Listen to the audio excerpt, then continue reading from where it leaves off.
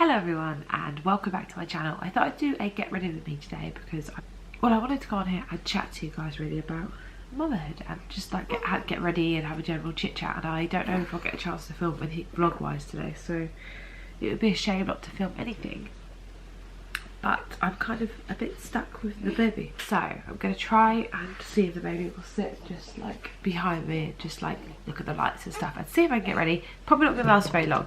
So I'm going to start with my Revolution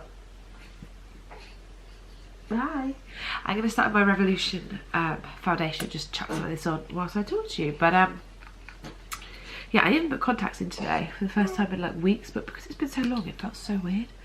So my mirror is like just below here, by the way, hence the like crouching down. It's Sunday afternoonish time. This morning has just been a day of like, sorry if you can hear the baby being loud behind me, but yeah, this morning has just been a day of like relaxing a little bit, having some food. I try not to do too much on a Sunday, other than look after the baby and be with my husband, but he's just having a little snooze because we got up really early. We didn't have a great night's sleep last night, so I thought I must film something, hence why I'm with the baby, but I'm filming. But yeah, becoming a mum is one of the hardest and craziest things that I've ever done, and I'm only 7 weeks into this mum life. I just feel like it's so crazy because your life literally just is no more that you had before, which is fine, and I've always wanted to be a mum, and all I ever wanted was to be able to do this.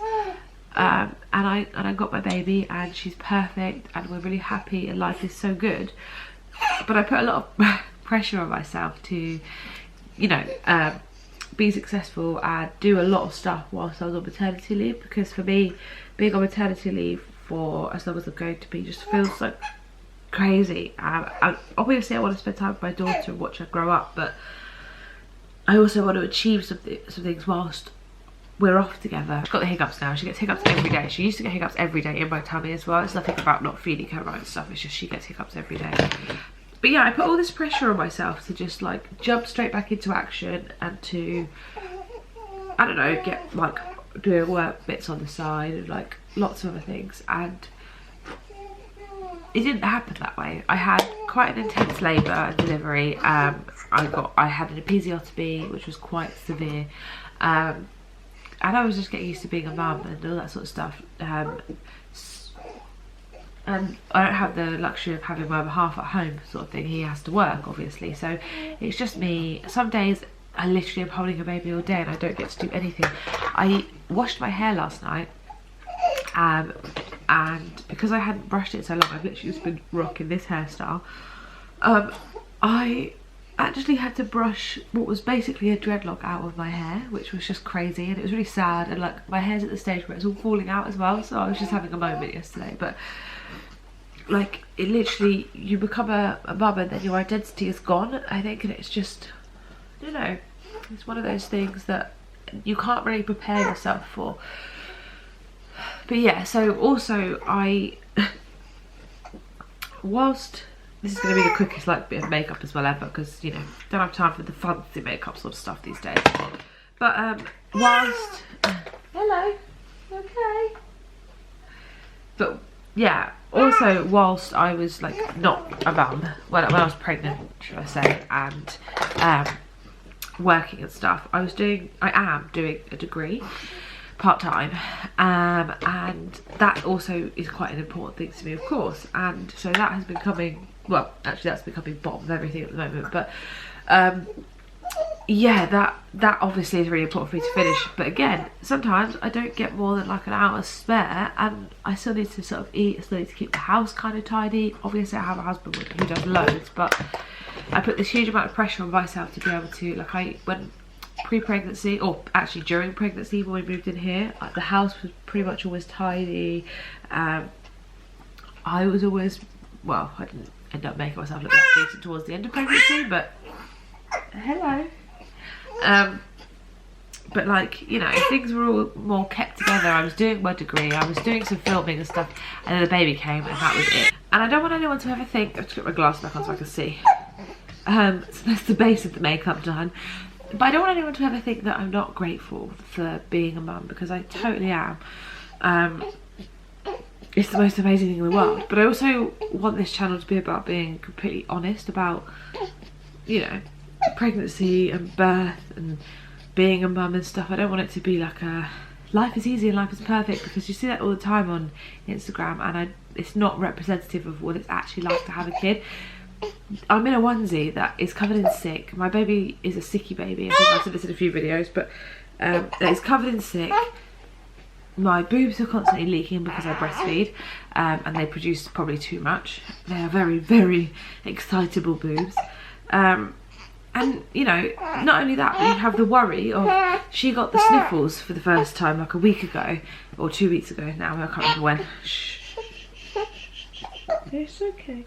She's annoyed because she's got hiccups, so she's being loud. But yeah, she got the sniffles, and if you go online and type in your newborn has a runny nose, everyone says you should run straight to the doctors.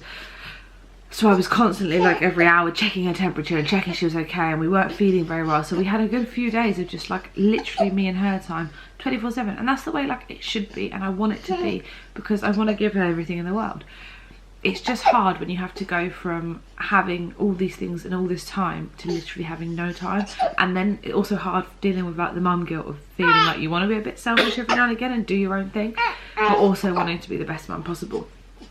But of course, if you're not getting any time for self-care, you can't be the best mum possible.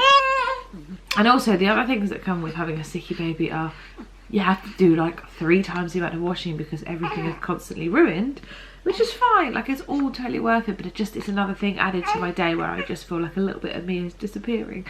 But yeah, I think it's okay to be honest about these sorts of things and say that it's difficult. And I talk to mum friends now after having a baby and go, God, you didn't tell me anything about this before I had the baby, and they're like, yeah, well, it's okay. But this baby is now 7.5 weeks old, and she's healthy and generally happy. She's just grumpy at the moment because she's got hiccups. Wouldn't you be? And just, yeah, it's the best thing in the entire world. And I just, you know, I can't wait to share more with you of things that happen in the future, and you can watch her grow with me. But it's just very challenging too. And I think that because of, you know, social media doesn't help, because we see these false, and I do it too. I only upload the nice photos of the baby.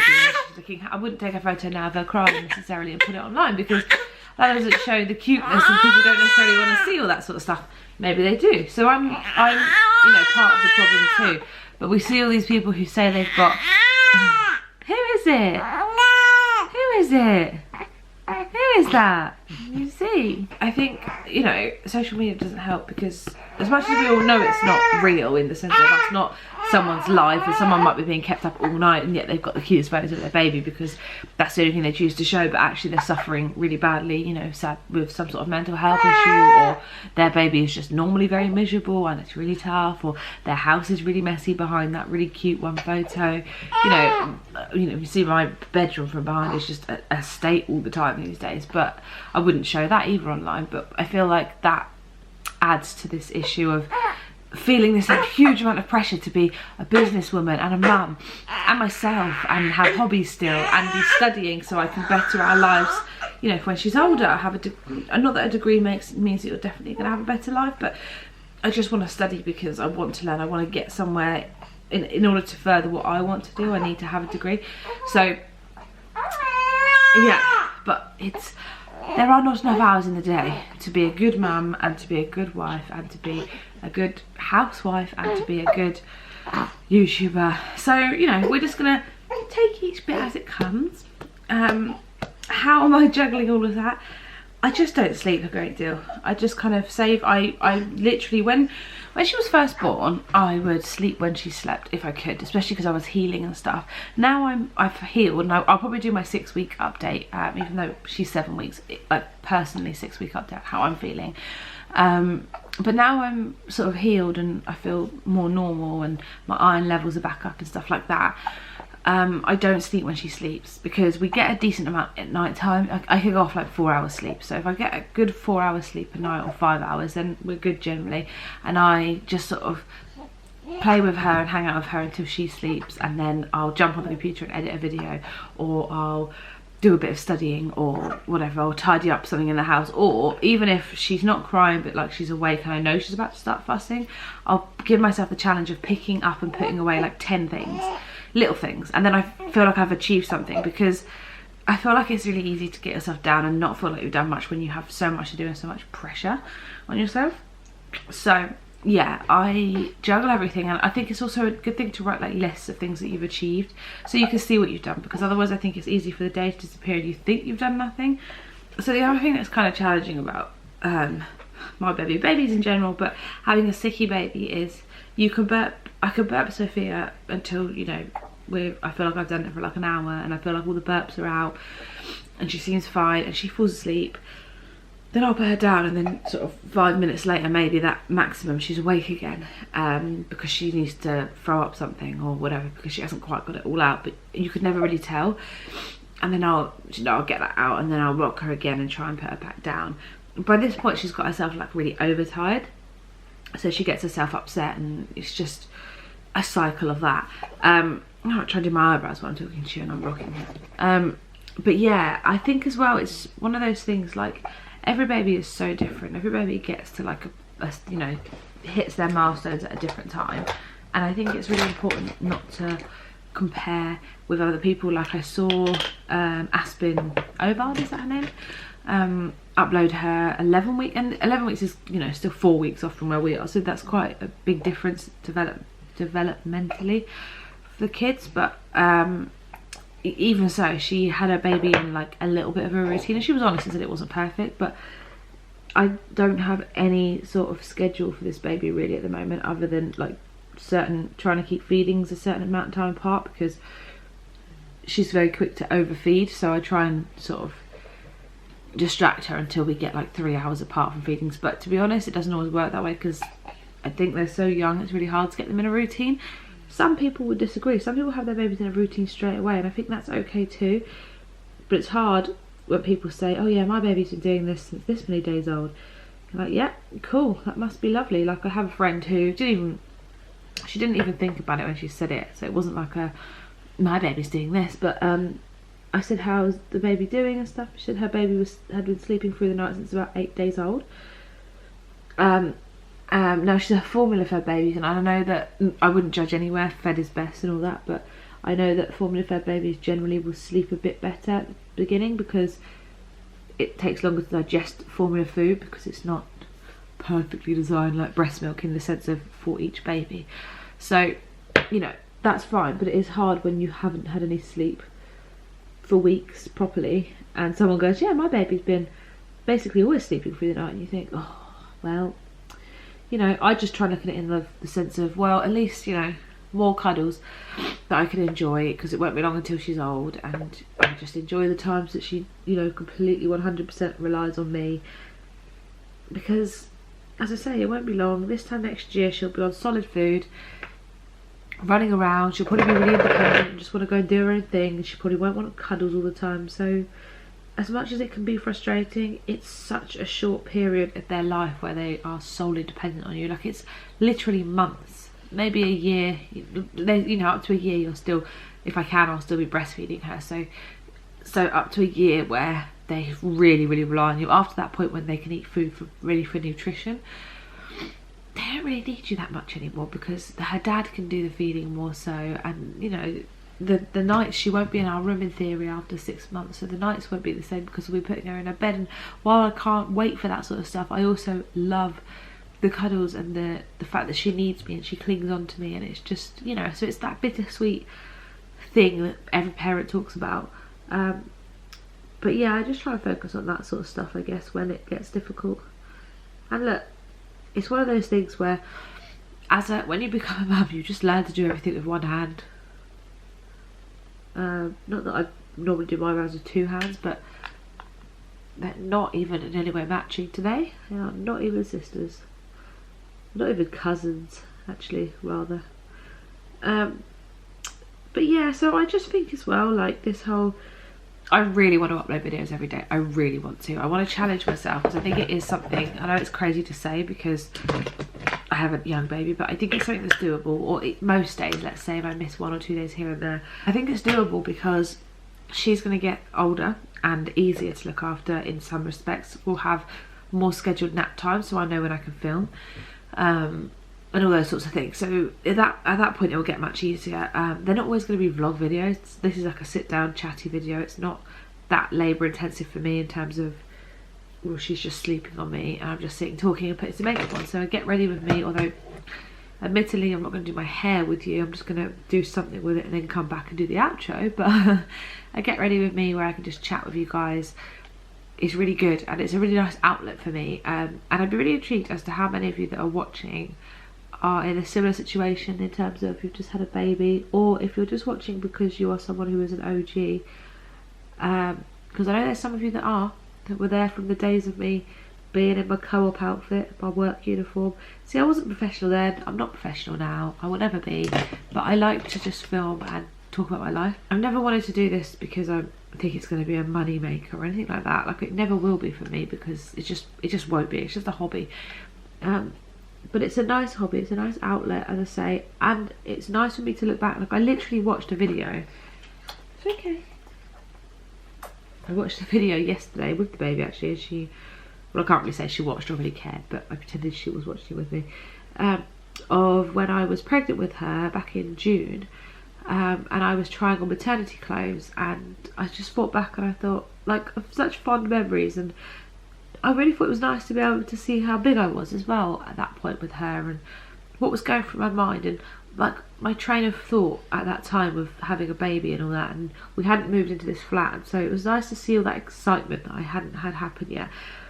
And like, it's funny because I look back at when I did I wish I did every single week updates when I was pregnant with her, and when we have our next kid, I really want to try for that, because I love looking back. It's so fun, and it makes me feel all fuzzy actually when I think about it. Like when I filmed my 6-week update or whatever, 5-week, 6-week update when I was pregnant with her, and it's like I was so I had no idea what I was going into at all with a baby. I've seen babies, I love babies, I've looked after babies, but I'd never grown one, so I had no idea what I was going into with a baby. And just my thought process on like worrying about getting sickness and all those sorts of things, it's so funny to me to watch back. And you know, it actually almost makes me want to do it all again. And we will have more kids, you know, providing we're both able to still, which hopefully nothing will change in the next couple of years. And I would like to have a baby kind of close to this baby, but yeah, who knows what will happen. But it's really funny as well on that note, like in my head now I'm like, oh, I could do labour again, it wasn't a big deal. My labour was very intense, and some would call it somewhat traumatic. It's all worth it now. But it's funny how quickly your brain goes, yeah, that wasn't bad at all, you're fine. You know, some people it doesn't, but for me, my brain easily tricks me to forget pain. It's really funny. And actually, on the note of forgetting pain, I was saying to Sham, my husband, the other day, like, I remember when I was younger, my mum, and I used to ask my mum, like, what does a contraction feel like? What does it feel like when you go into labour with a baby? She was like, I don't really remember. And I always used to think that must be a lie. Like, I know people say it, like, you forget the pain the second you have the baby and all that. Now, you don't forget the second you have a baby, but for me, admittedly I had the epidural, so a lot of pain was diminished with mine, but I had the epidural when I got to 6 centimetres, and I did those 6 centimetres at home with no pain relief. So I got quite far, and that was over a course of a good 3 days I think I had of labouring at home, and it was painful, very painful, and I had really long contractions. If you watch my labour and delivery video, I mean, it was a bit of a blur when I filmed that video because I was not with it. I was away with the fairies at that point still. But I had really long contractions. I had one that was 6 minutes long, which is the reason I went into the hospital, because I called up the like midwife line that you can call up, and they said, oh, that's not normal. If that's what you're having, you need to go in. So yeah, so I went into the hospital, and but anyway, my contractions were really painful. Like, I was literally sat on the toilet at one point going through these contractions. Are you okay? Going through these contractions and like grabbing onto the towel rail that we have in there, because it was just so okay, baby girl. Okay. when you think I'll just get the last bit of mascara. So we're going for the natural look today because... But yeah, it's funny because those contractions were so painful, but I can't explain the pain now, and I can't really feel the pain. I just know that it was painful at the time, and I was like doing the breathing through it, and I was doing the ooh, ah sort of thing, and as I said, I was grabbing onto the towel rail, but my brain, I could not explain. Like, people would say it's like period pain, but really bad, and I'm sure, and it was in my back too, but I can't physically remember the feeling.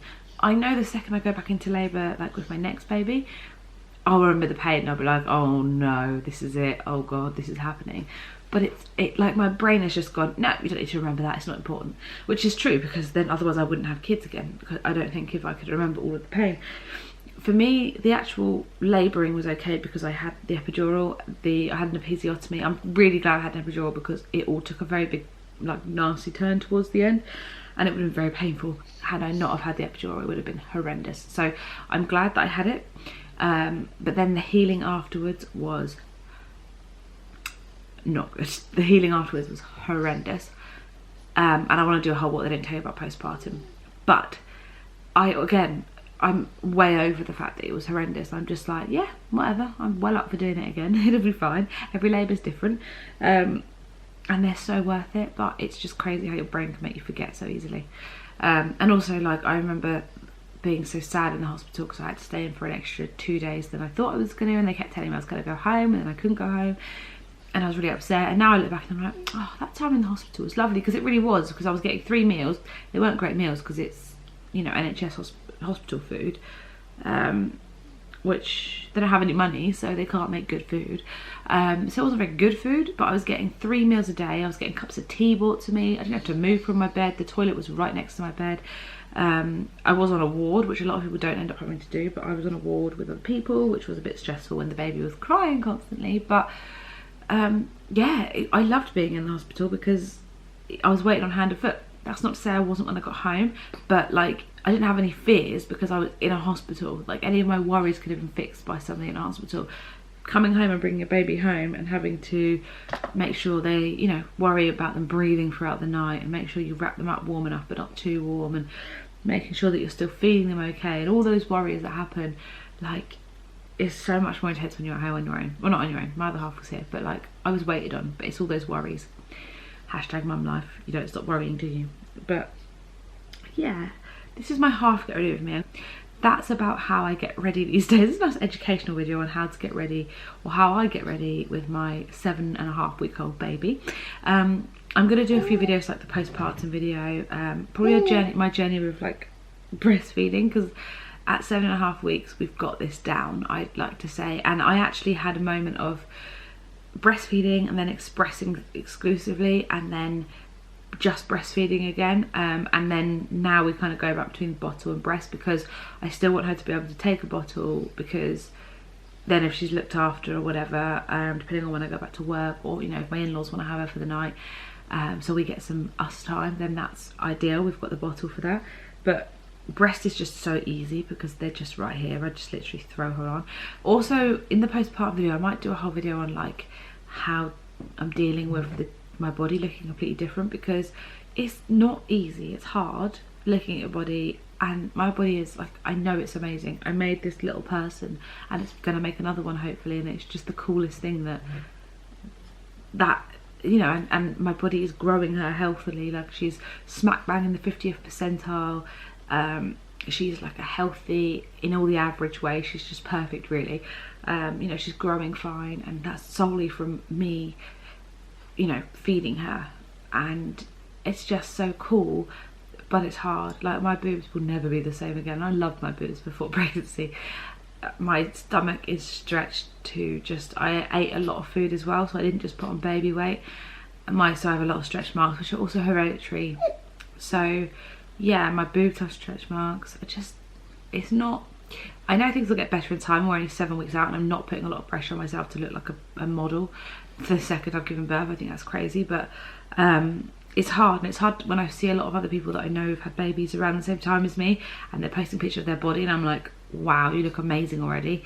Again, it's hard not to compare, but I want to do a whole video on that. So yeah, I hope you enjoyed. Let me know what else you want to see. I cannot wait until December is here, because I'm going to do, I want to plan, so I do basically do Vlogmas and do like different activities every single day for Christmas, like wrap presents with me and bake cookies with me or whatever, and go and, well, we're not picking out a Christmas tree this year, although we might go Christmas tree shopping, like go browse the Christmas trees with me, because I think that's a good festive thing. But we're not necessarily, we might buy like a little thing to put somewhere in the house, but we've got a fake one, which is just more easy when you've got like not to get pines all over the floor and stuff. Anyway, that's Christmas chat.